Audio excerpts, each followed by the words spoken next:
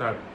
So now we are going to learn about the sculpture, which was a glorious contribution to the Indian cultural heritage of India. Okay, so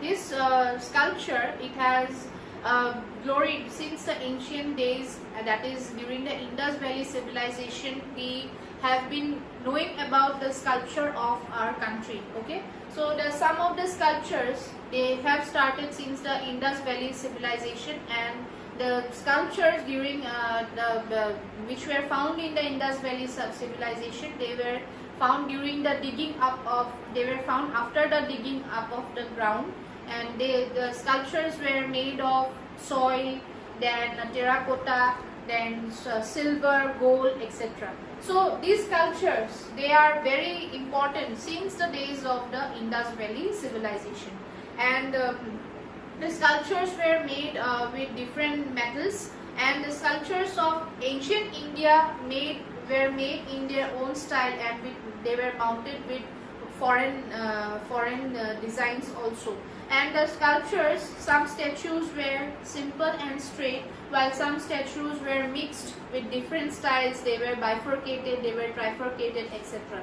And the people made statues of Gautam Buddha, Mahavir, different gods, Indian gods and goddesses, etc. Alright, and the feelings of the people like peace, comfort, anguish, etc. It was also reflected in the ancient sculptures of India. Alright, so the sculptures of ancient India, they can be broadly divided into three major categories, and those three major categories are Gandhara style, Mathura style and Amravati. Okay, so this is how the sculptures of ancient sculptures of India have contributed a lot to the Indian culture and heritage of our Indian culture and heritage. Okay, next I'll move on to paintings. The paintings of ancient India, it can be broadly divided into two categories, and those are big wall paintings and smaller paintings. The small paintings, they were mostly in the books for decoration, and they were used for pictorial description. Okay, and the big wall paintings are the paintings which are attached to the big walls, like the Ajanta cave paintings, which is situated in Maharashtra. Alright, then the sculpture of paintings, it has 6 skills. Okay, the culture of painting includes 6 skills, and these include shape, measurement, feelings, expression, techniques, artistic presentation, knowledge of similarity, rule of using brush, etc. Okay, next I'll move on to music and dances. So India has a very rich cultural heritage in music.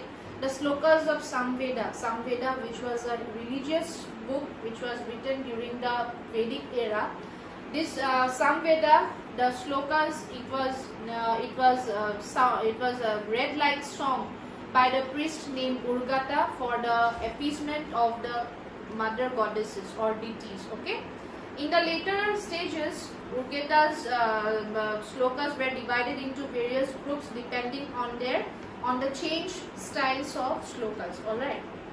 Then among classical instruments, Shehnai, Tabla, Santur, Veena, flute.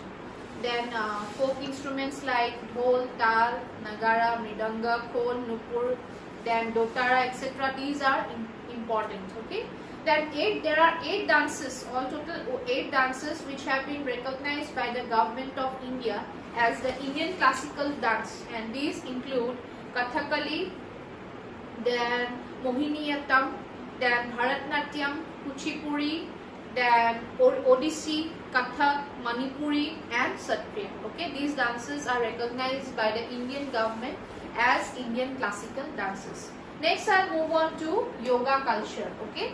So the yoga culture, it is a traditional Indian culture, and it is regarded as a gift to the entire humanity. Okay, it is believed that the Indians were experts in yoga since the days of Indus Valley civilization, and this traditional practice was brought to light by Maharishi Patanjali. Okay, by compiling a book called Yoga Sutra. Okay, and He described yoga as a way for both physical and mental well-being. Okay, he shaped yoga as a complete way and philosophy of life. And recently we had the International Yoga Day on 21st of June. So yoga, it's a way of life and it is really a gift to humanity.